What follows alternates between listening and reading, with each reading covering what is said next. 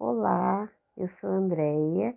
Hoje eu vim para realizar o encerramento do terceiro mês espírita, que está sendo organizado pela USE Intermunicipal de Embu das Artes, cujo tema é o Evangelho como Psicologia da Alma.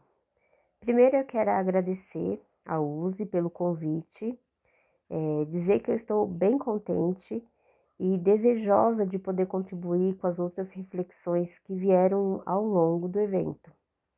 E antes de a gente entrar no tema, eu quero falar sobre duas ferramentas que estão contidas nele: o Evangelho e a psicologia. O que é o Evangelho? O Evangelho, ele é um conjunto de ensinamentos trazidos pelo Cristo. E a psicologia? A psicologia, quando a gente divide a palavra, a gente tem psique e logia. Logia é estudo e psique é alma. Então, juntando, a gente tem o estudo da alma ou do espírito. E aí, para a gente poder entender um pouco essa questão da alma, eu vou convidar o Jung, que é o fundador da psicologia analítica. Ele fala sobre a psique, que ela é tudo aquilo que nos compõe, ou seja, ela é a nossa personalidade. Ou seja, a sua composição é todos os sentimentos, todas as emoções, todos os pensamentos, todos os comportamentos, sendo eles conscientes ou inconscientes. Quando ele vai trazendo e apresentando para a gente a psique, ele tem várias estruturas, mas eu quero falar de apenas uma hoje, porque se a gente for falar sobre tudo, a gente vai ficar todo o período do estudo aqui, e não é ideia? Então, eu vou pegar apenas uma estrutura para a gente poder estudar, que é a parte da consciência. Essa estrutura, consciência, é a que nos dá a condição de interagir com o mundo externo, não só com o mundo interno, mas também com o mundo externo. A consciência, ela se amplia a partir dos conteúdos inconscientes. E ela é a parte, nela consta tudo aquilo que nós conhecemos sobre o que somos, ou sobre as outras coisas. O que a gente traz de conhecimento faz parte da consciência. Quem gerencia essa consciência é o ego. O ego, eu vou chamar ele como se ele fosse um colaborador da consciência, e ele é responsável para nos dar a condição de identificação e continuidade. Ou seja, quem eu sou, o que eu estou fazendo aqui, onde eu nasci, que dia é hoje, tudo isso é o ego que me proporciona. E também o que eu fiz ontem, o que eu vou fazer amanhã. Esse planejamento, ele a gente consegue realizar com a ajuda do ego. Então, o ego, ele tem essa função. Então, ele conhece uma parte muito pequena do nosso inconsciente e da nossa consciência. E o Jung, ele fala assim, que a parte que o ego conhece de nós é muito pequena, tanto ao ponto de que, de repente, algum conteúdo inconsciente pode vir e interagir com a gente, de maneira que a gente está pensando em alguma situação e vem uma lembrança de alguém, sem que a gente esteja pensando na pessoa. Isso é a inconsciente, o conteúdo inconsciente que está chegando até nós ou fazendo a gente interagir com o mundo externo sem que o ego tenha consciência. Deixa eu trazer um pouquinho sobre inconsciente do que o Jung diz pra gente. Olha, tudo o que sei, mas que no momento não estou pensando, tudo o que uma vez fui consciente, mas agora esqueci, tudo percebido pelo meu sentimento, mas não notado pela minha mente consciente. Tudo aquilo que involuntariamente e sem prestar atenção, sinto, penso, lembro, quero e faço. Todas as coisas futuras que estão tomando forma em mim e em algum momento vão chegar ao consciente, tudo isso é conteúdo inconsciente. Algumas dessas coisas o ego sabe, algumas não. O que o ego sabe? Ele sabe aquilo que a gente tem o conhecimento e que por alguma razão não está na nossa consciência, porque o que me adianta agora, nesse instante que eu estou conversando com vocês, falar sobre a Bolsa de Valores? Não faz sentido. Então, essa informação que aparentemente não tem utilidade, ela é enviada para um arquivo chamado inconsciente pessoal. E quem tem acesso a ele é o ego. Então, só para a gente fixar, o ego é esse gerenciador da consciência. Ora, ele pega conteúdo interno, traz para nossa consciência para a gente interagir com o mundo externo, e ora, o mundo externo traz informação para a gente e a gente às vezes entra em conflito, mas às vezes a gente consegue identificar, porque aquele conteúdo que é trazido para a gente, o ego foi lá na nossa gavetinha e tá, olha, tá aqui, então é isso. É essa informação que o mundo externo está te trazendo. Para ficar um pouquinho mais claro, eu estou falando aqui com vocês. Eu estou prestando atenção no que eu estou falando. Pode acontecer que de repente eu tenha algum gesto, ou de repente eu fale alguma coisa que não tenha a ver com o tema que a gente está discutindo aqui. Tudo isso porque isso vai acontecer ou não, mas se isso acontecer, é porque algum conteúdo interno ele sobreveio e passou para a nossa consciência sem que o ego percebesse. E aí a gente agiu, a gente fala, sem que a gente tenha conhecimento do que a gente está fazendo. Então, como a gente pode fazer para ampliar essa consciência? Então, o Jung ele fala que para a gente alcançar, entre aspas, a nossa perfeição, a gente precisa ter ampliação da nossa consciência. A gente precisa conhecer o que está nesse mundo inconsciente. Aquilo que a gente, o ego, ainda não nos permitiu conhecer, que a gente ainda não acessou. Então, como que a gente faz para poder acessar esse conteúdo, desculpa, e ampliar a nossa consciência?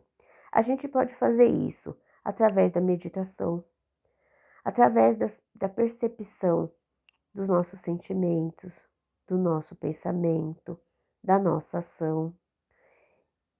E tem uma forma que é muito importante, que é a relação com o outro. Sabe aquela pessoa que a gente não tem tanta simpatia? Essa mesmo.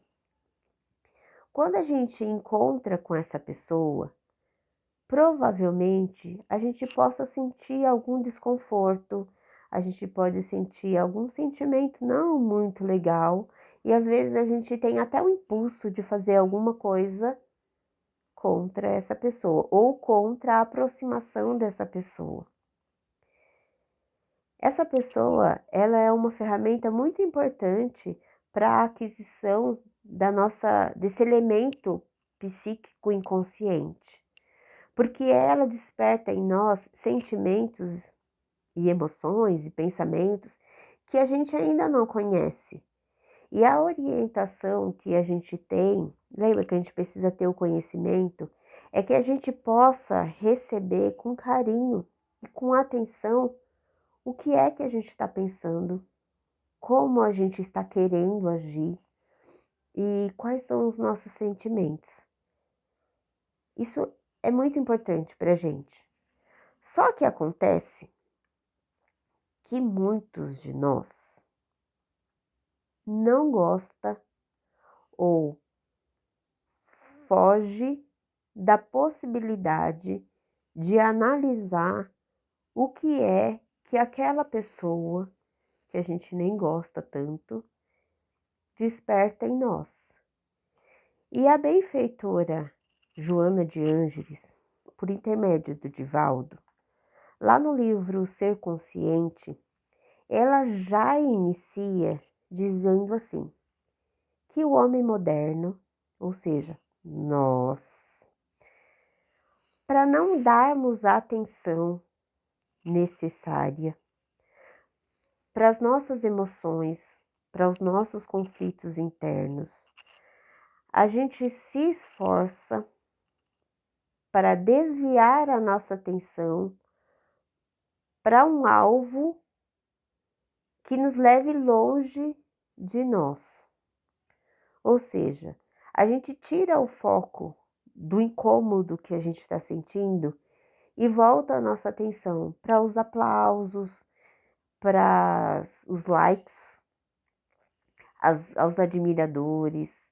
E é importante a gente pensar nesses aplausos, nessas confraternizações, nessas parabenizações, essas coisas que chegam muito rapidamente na nossa vida, porque isso é um desvio da nossa atenção e que, sim, desperta prazer, mas é importante a gente pensar que é um prazer momentâneo e que quando a sensação boa desse prazer momentâneo passar, nós vamos empenhar mais ainda para alcançar mais aplausos, mais likes, nos afastando ainda mais de nós.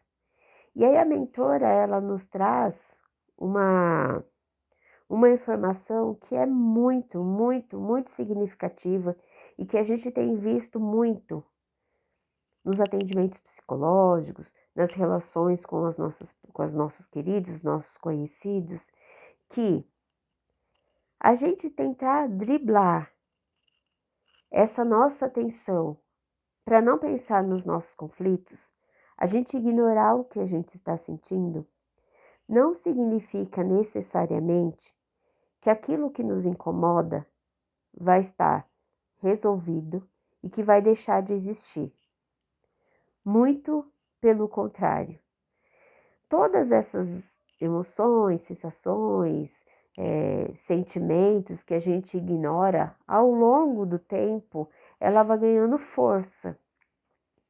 E aí, lembra que eu falei que o inconsciente, ele de repente, ele vem para a nossa consciência e a gente fala e age de maneira que a gente nem se dá conta? Então, quando esses conflitos internos ele toma força, ele pode vir disfarçado de várias coisas comuns no nosso dia a dia, como por exemplo, a depressão, as crises de ansiedade, a agressividade e até mesmo o suicídio. Quando a gente para conversar e ouvir atentamente as pessoas que trazem esses sintomas, porque é sintoma, a gente percebe que muito atrás do que elas estão manifestando tem ali os resquícios de uma relação mal resolvida, de um sentimento ignorado. E isso é muito preocupante. Mas o que a gente deve fazer, além de procurar a ajuda do profissional? A gente precisa, já agora que nós temos um conhecimento sobre o espiritismo, sobre a continuidade da vida, a gente precisa se perguntar ao que viemos, por que estamos aqui, por que nós estamos aqui encarnados. E aí o Kardec, ele fez essa pergunta para a espiritualidade. Lá na questão 167, ele pergunta assim, qual é a finalidade da reencarnação? E aí a espiritualidade diz que é a expiação e o melhoramento progressivo da humanidade.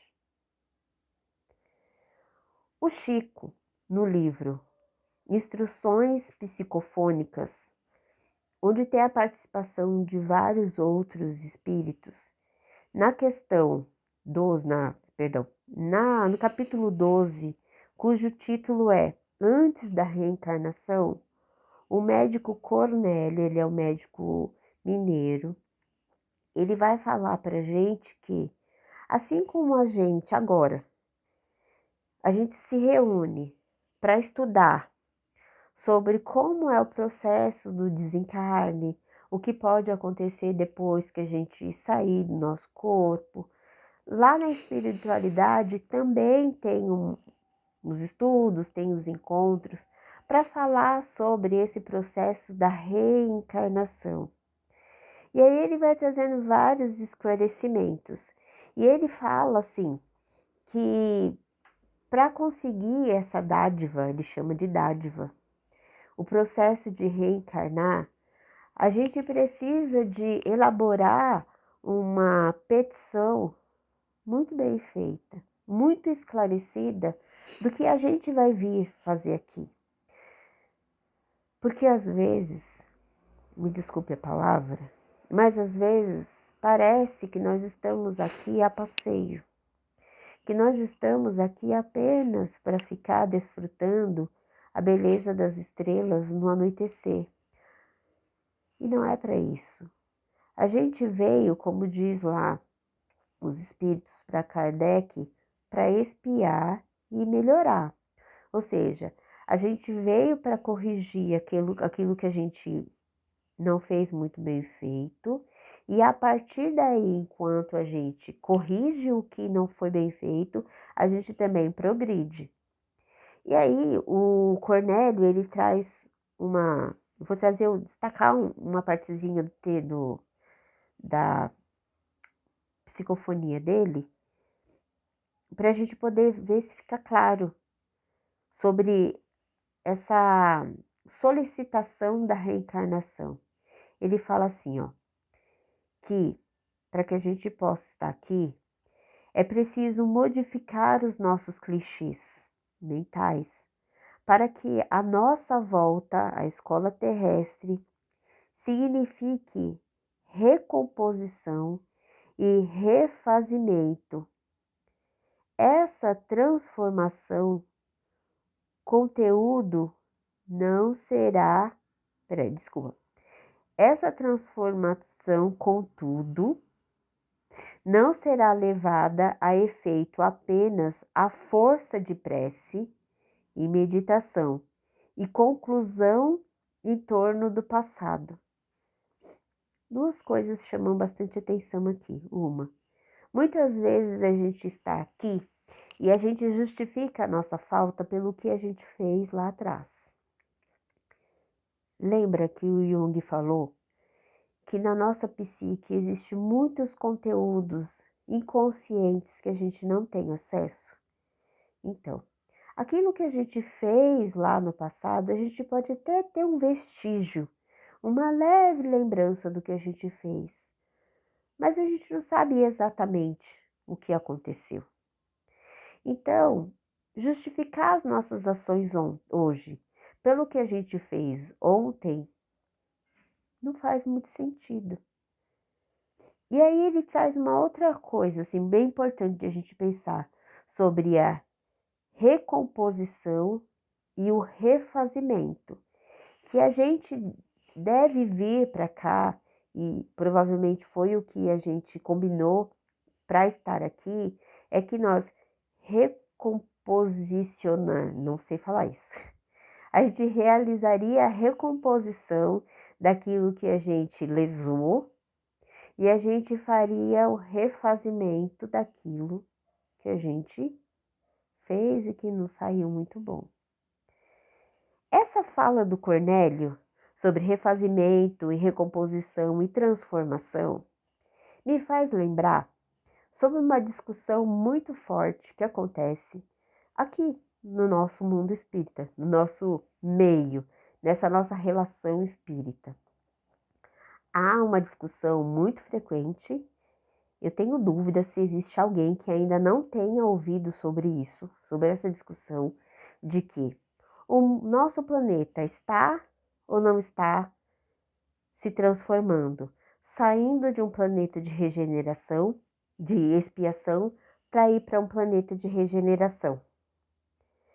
Mas então, nessa discussão, a gente precisa entender o que é regenerar. O que esse verbo ele quer dizer para a gente? E o que significa regeneração? Se nós formos lá no dicionário, no Aurélio, na minha época era Aurélio, quando eu estudava, ele fala assim para a gente, que regenerar é dar vida nova, ou revivificar. Se a gente procurar lá regeneração, ele vai trazer assim, que regeneração é recuperação moral e recuperação espiritual. E quando a gente pega lá no Livro dos Espíritos e também no Evangelho, lá no capítulo 3 do Evangelho, a gente percebe que para sair, o planeta sair da condição de prova e expiação para ir para o mundo feliz, ele precisa fazer uma travessia na regeneração. Ou seja, ele precisa ir buscar a transformação do que do que está, né, para chegar na sua essência divina.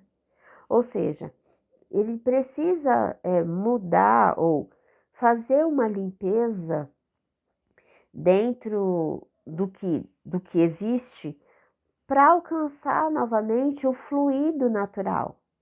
E aí a pergunta é só o planeta que vai passar de um estado para o outro?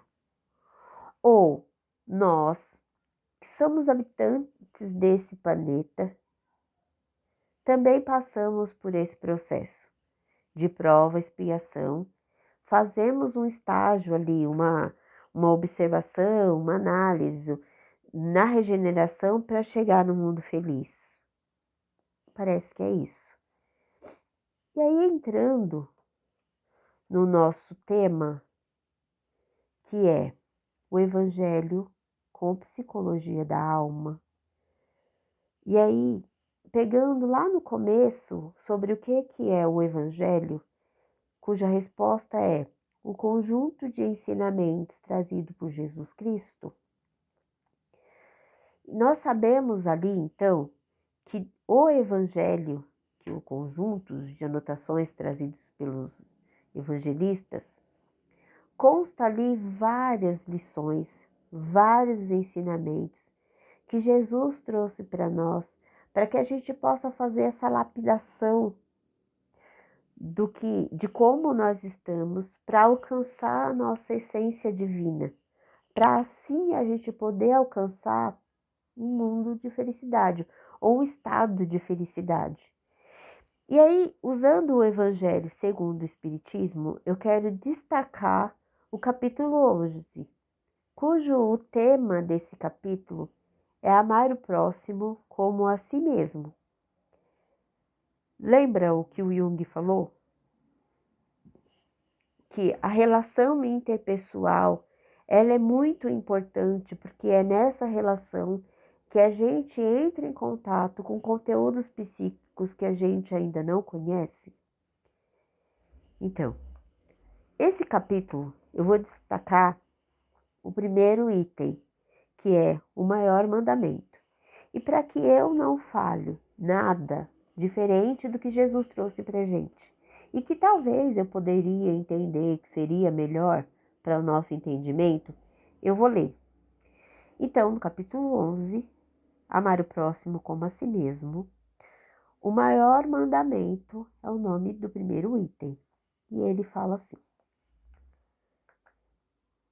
os fariseus, tendo sabido que ele, Jesus, tinha feito calar a boca aos saduceus reuniram-se e um deles, que era doutor da lei, veio fazer esta pergunta para o tentar: Mestre, qual é o maior mandamento da lei? E Jesus lhe respondeu: Amareis o Senhor vosso Deus de todo o vosso coração, de toda a vossa alma e de todo o vosso espírito. E é o maior e o primeiro mandamento. E eis o segundo, que é semelhante àquele: amareis o vosso próximo como a vós mesmos. Toda a lei e todo profeta estão contidos nesses dois mandamentos. Quem anotou isso foi o Mateus, lá no capítulo 22, no versículo de 34 a 40. Veja bem, Jesus, ele ensina, não só nessa passagem, mas em tantas outras, que para que a gente possa alcançar Deus ou a divindade, a gente precisa amar o próximo. Só que Jesus, ele ensina uma coisa muito importante nessa passagem, que antes de eu amar o próximo, eu preciso amar a mim. Quando eu reconhecer em mim tudo aquilo que precisa ser lapidado, quando eu conseguir tirar de mim tudo aquilo que não tem mais necessidade, como um terreno abandonado, cheio de entulho, eu consegui tirar todos os entulhos para encontrar a terra fértil, eu vou conseguir encontrar em mim Deus. Nesse momento, eu vou conseguir compreender essa divindade que há dentro de mim. E a partir daí, no processo de comparação, lembra que o ego ele vai fazendo comparação, tem um conteúdo novo externo, ele vai analisar, pegar a informação que a gente tem, já percebida por nós, já conhecida por nós, e a partir daí a gente interage. Então, quando a gente conseguir alcançar esse ser divino que habita em nós, e quando a gente encontrar um outro que ainda está no processo de lapidação, a gente vai conseguir fazer esse processo de comparação e a gente vai conseguir amar o próximo. Porque a gente vai conseguir compreender que o estágio pelo qual esse nosso irmão, esse nosso companheiro de trajetória está vivendo é um momento que a gente já viveu. E aí ele deixa de ser nosso inimigo para se tornar o nosso amigo, o nosso companheiro, e a gente consegue contribuir com ele. E nesse instante a gente consegue alcançar o que é mais esperado de nós, que a gente possa amar Deus sobre todas as coisas. Porque neste momento a gente vai conseguir encontrar Deus em nós e vai conseguir encontrar Deus em todas as coisas, inclusive no outro. E quando isso acontecer, e a partir disso, a gente vai entender que o evangelho, ele não é uma ferramenta, assim como a psicoterapia, não é uma ferramenta que a gente exerce para o outro. Quando a gente vai para uma sessão psicoterápica, tanto individual quanto em grupo, eu não vim para modificar o outro. Eu vim para modificar as minhas ações de maneira consciente para interagir com o outro. E o evangelho, ele está aqui, foi trazido por Jesus não para o outro, não só para o outro, mas principalmente para mim, para nós. É com a gente que ele está falando. Então, o dia que nós colocarmos o evangelho em prática, a nosso favor e, consequentemente, a favor do outro, nesse dia, o evangelho ele vai se tornar a psicologia para a alma. Eu quero agradecer a sua companhia até aqui e desejo que você tenha muita paz. Fique em paz.